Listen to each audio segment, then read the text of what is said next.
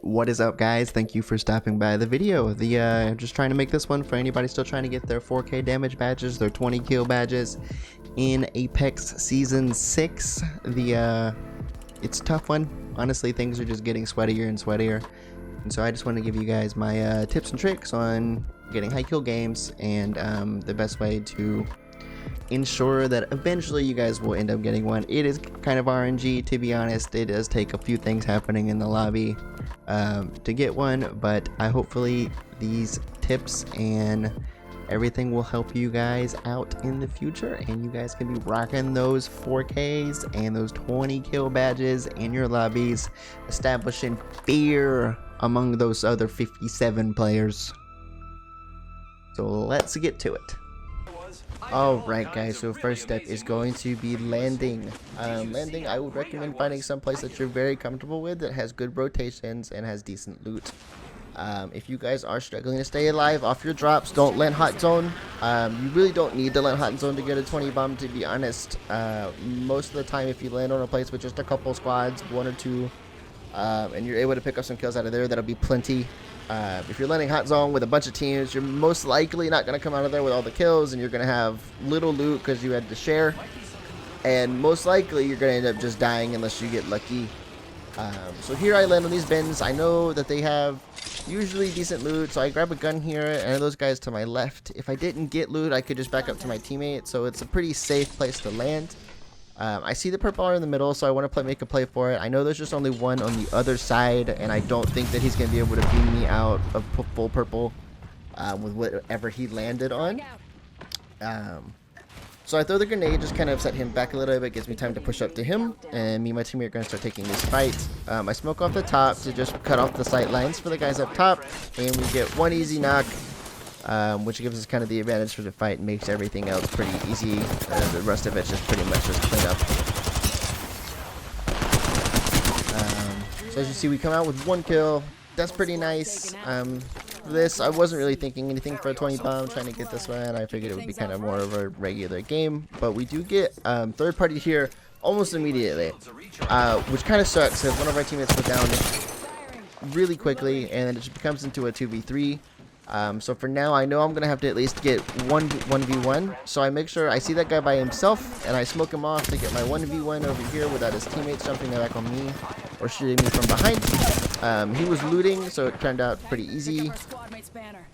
But I know the other two are coming because my teammate went down. So I still have my smoke, and this game smoked herself off, which doesn't really make a lot of sense. So that kind of helped me out as well. And then I can just rotate back around and take the last one. When you guys are fighting, make sure that you're using your surroundings, walls, and everything like that. Keeps you getting shot in the side, getting shot in the back, and then you can use the audio to just make sure that you're not getting pushed up on. You really typically want to be able to just see one person at a time. You do not want to be sitting there looking at 2 or 3 people. You can't out DPS 3 guns, even if you have better aim. So that's a good way to do it. You can also do it by getting height on people, so only like partial parts of your body are showing. Whatever it could be, you know, and try to make that like a clean line, cutting off everything pretty much but your head. Most people can't aim well enough to hit just your head that well, and so that makes a really easy advantage to grab in fights. Alright, so we've kind of looted up here. Teammate dropped me a couple of extra heals. That's pretty nice, but we are getting third-partied again. For this, we're kind of out of position. The teams aren't really together. One Pathfinder's off on the right, so I'm going to throw my ult here to buy time. They can't push through it, and that's like the one nice thing about Bang ult, to be honest. The rest of it is not so great. You can't really get kills with it, but it will buy you a lot of time. So I buy time to make sure I can heal up. I see that they're all up on top. So I'm going to take the jump pad here, try to get close to them. I throw the grenade to buy myself more time to push up the ramp before they back up into the building. And I cracked that guy there. Outside of that, it's pretty much just hitting my massive shots. Definitely make sure you guys are not just running in straight lines. Using 2 sides of a wall is really helpful to make you harder to hit, harder to predict. and it's going to help you guys take way less damage and get a chance to hit multiple enemies. So from here, it looks pretty good. Honestly, we have 7 with 35 people left. That's actually really good. For this far into the game, for us to have 7 kills and there's still that many people left, usually means that the lobby is not as good as average, which is a good sign for getting your 20 bombs. That means I can play a little bit more aggressive in fights. I don't have to think so much about playing around my teammates and playing more for myself.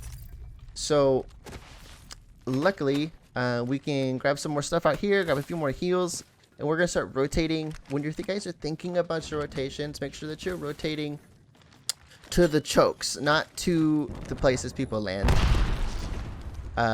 Honestly, it's one of those things where they're already landed there, they've looted, and they're going to start rotating as well. So there's no point in chasing them around to the places that be looting. Rotate to where they're going to be rotating through, and you'll most of the time catch people off guard. As you can see, we got third party here again, or not third party, sorry. Just like pushed up on here again. I know they're all in this little town, but I did see one on the back, so I'm gonna try to smoke him off. I know he pushed up, and then so what I did here with my smoke is I cut off his 2 teammates, so this lifeline here behind these boxes is actually basically by himself.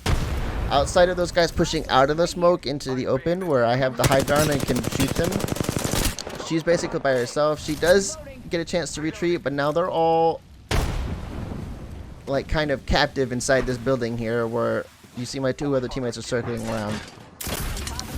So I cut off their sight lines again, knowing we have a bloodhound, hoping that he'll scan for us and give us some sight.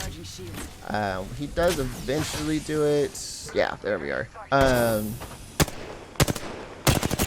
so you can kind of pick off, get a little bit of damage. They do get a knock on our bloodhound here, and their lifeline gets a little excited and pushes out, but we're able to kind of take him down pretty easily because his teammates didn't follow him. From here on, a lot of people are going to panic. His teammates are usually going to push out once they go down, either trying to save or trying to kind of make a play. We do have better position out here of them because they are stuck in their own caustic gas. They can't see. And there's 2 of us that are going to shoot them at once. So unless they push out at the exact same time, it's a pretty easy fight to take. Another thing I would recommend, guys, is when you are choosing your weapons, I would definitely attempt to choose an automatic weapon and most likely a shotgun if you are going for your 20 bombs. The shotgun is very quick time to kill if you can land your shots, and it just really makes a faster team fights where you're not getting third partied and you're able to hit big chunks of damage and hopefully get the kills from your teammates. Give me a sec. As far as your other weapon goes, it doesn't have to be the 301. It could be any other automatic weapon that you're comfortable with, whether it's Devotion, Volt, Prowler, anything like that would be fine. Even the Hemlock is pretty good now. You could definitely use the Hemlock if that is more your style. So as you can see here, I know my teammates are a little far behind. I'm trying to get him to come back to me because I see I have 9 with 24 left. But I am going to start rotating over here to this choke. Tango spotted. And then I do hear somebody over here. So because my teammates aren't close, you're going to see me play a little bit more passive. I don't know if it's a full team as far as now. I just see one. But I do crack that guy and he does start running away. So what we're going to do here is we're going to get up on here to see if I can get a line of sight on him without getting too close. And then we're going to get up here just to get a little bit more height so he doesn't have a height advantage on me. So I'm just going to hover on this rock a little bit because my teammates are still pretty far away. Until I can figure out whether that is a solo or whether it is a full team. If you have 9 kills and you go and die because you pushed the whole team by yourself, obviously you ruined a really good opportunity. As far as I can tell, this is just one dude, so I do push up on him. He's a big open field, so I can't really see any other teammates unless they're just really baiting me really hard. So I just push up on this guy, take the 1v1 while he's healing, and it makes for an easy 10 now. Looking at it now, I know I am halfway there. There are still 27 people in this lobby. Or sorry, 21 people in this lobby. And from there on, I know I need half of the lobby left. That's not too bad, to be honest. Less people die, the closer it gets to like later game. There's just less fights, less people running into each other. I do hear this team over here, so I'm going to use my ult again to buy more time. It'll hopefully keep the other teams from fighting each other, and if they've already fought it, at least keep the other teams from pushing out onto us and keeps them huddled to wherever they are, and I can push at them. So for this fight is kind of hard for them. They are kind of stuck inside this house, and I can play the headies and everything on these rocks right here. So if they want to push out, they have to push out, and there's no cover for them at all. So I'm just making sure if they're pushing out that I'm looking. And I hit some decent shots. You have that guy who pushed way too far outside, and we obviously punished him there. And then I can push up, because I know it's the 3v2 now. Last one, and then if you guys don't already run shotguns, you should definitely learn this here with these door peeks on the shotgun. They will save you a lot of time, a lot of damage to yourself, and usually you don't often lose those fights right there. That guy is shooting automatic weapon kind of randomly at me, and I'm able to kind of peek in and out, pop him for like 90 at a time with a Mastiff, and it's a pretty easy fight from there. So looking at it now, unfortunately a bunch of people did die while we were in the middle of that fight, so I'm at 13 with 12 left. So I know 3 of us are obviously on my team, so I only have 9 people left, and I need 7 of those kills. So that's kind of a bummer. So you're going to see from here, you need to realize whether you need to start kind of rushing at teams, or how are you going to do. Because if I still had like 18 or so here left, I could play it still a little bit slower, just to make sure that I'm not unnecessarily dying. But with needing 7 out of the 9, I'm going to have to kind of send teams. So you kind of see it's just full sprinting, kind of forget about the rotations, and I'm going to kind of go run towards the middle of the ring, hoping I hear either gunfights or find people rotating to other parts of the map. Luckily here, that's exactly what happens. I'm going to see this team in the wide open. They're kind of rotating. They do kind of hit me a little bit. I got stuck on the rock here, but I still have this tree to play around. And I'm much higher elevation than them, so they see less of my body. They try to pick me here, and I break one, and then I break another one. So it's easy push. With needing the kills, I'm going to have to push them. I'm going to smoke them just to keep up the pressure, and then make sure I hurt any of the healing that they are trying to get off. I do see these other 2 Octane out, so I'm going to just jump into the pit and take this 1v1 with this Bloodhound. I have absolutely no idea where the rest of his teammates went, and I don't think I even find them until later in the game. But it was another easy kill to kind of pick up, just catching people in bad rotations. The other thing you're going to do here is I am going to run through just grabbing ammo, but you do not need to like pick up all of the best attachments, running, you know, full purple attachments and really good everything. You grab heals, grab ammo, that's all you really need. People, a lot of time, you're wasting a lot of time looking for perfect attachments, running through stuff people have already probably looted. If you guys are getting your 20 bomb, you're going to be able to pick up these attachments from your kills. So don't worry so much about getting perfect attachments. They do help, but obviously they're not necessary.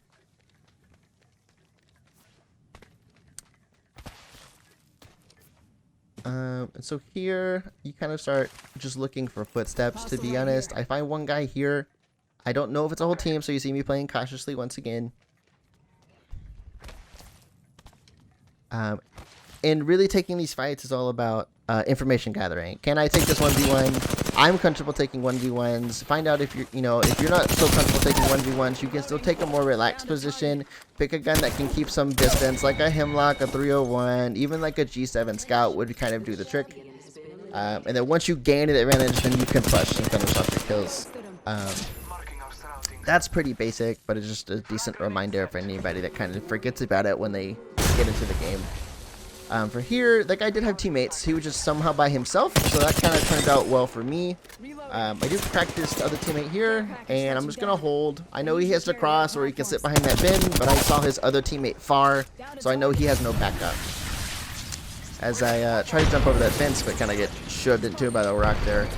But this is pretty easy now. It's just a 1v3 at this point for this guy. I doubt that he can 1v3 us, especially from the position he's in. He doesn't have a lot to work with. So we push up on this guy, finish him off, and it's pretty easy. Give my shield to recharge. Alright, and then I'm looking. I don't know how many players are left, and I still need 4 kills. So I'm going to do my best to grab every kill I can. We do get third party by this other team. Luckily, we kind of healed up, but our teammate does go down pretty much immediately. They push on my other team, so I make sure I back up out of cover from the guys on the right. And then we're able to kind of just has to fight from there. So I know these guys are either going to push out to us, and I see them do that. So I'm going to use these boxes right here to make sure that I can cut the guy inside off on my left, and then take this 1v1 Pathfinder on my right. I down with the Mastiff. I see the other guy's low, hit him for 65 flesh. And then they actually see me jump in front of my teammate to make sure that I have a better chance of grabbing that kill than he does. That is just kind of like a cheeky way to make sure that you're not stealing, I guess, but securing your own kills. Because if that guy takes that, then it's even harder for me to get my 20 badge there.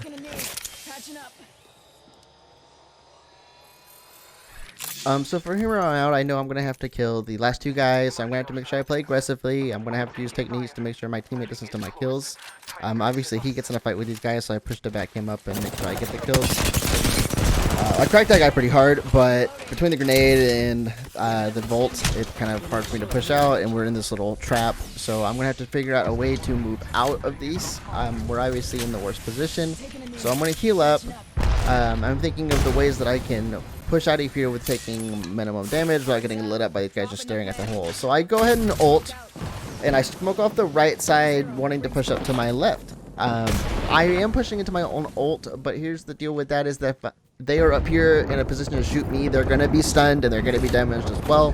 So I'm pretty okay taking that fight because it's pretty much equal at that point. I am going to push them with them aggressively because, like I said, I don't want my teammate to take my kills. Just looking for them to see where they rotated off to. I do see them up here, which is another kind of bad push. I do have to come down into this valley while they're still on top on the height. So I'm going to smoke off their tower right there, all their coverage. So their one option is to either push off to me if they want to try to fight me, or they're going to have to push back. So I come around on the right side, so where I'm on evil playing field with them again. And we're going to just make sure that we double check that they didn't rotate behind us. We're not getting pushed on from the back. I can hear my teammate fighting, so I pull off over here, knowing that they moved over here to my left. That guy, he's kind of a sitting duck, and then I can take the 1v1 to finish the game off. And there we go. I hope you guys enjoyed the video. If you have any questions at all, please let me know in the comments. And as well as if you like the video, please make sure you like and subscribe. I really appreciate it, so I can keep making more content for you guys. Thank you for watching the video.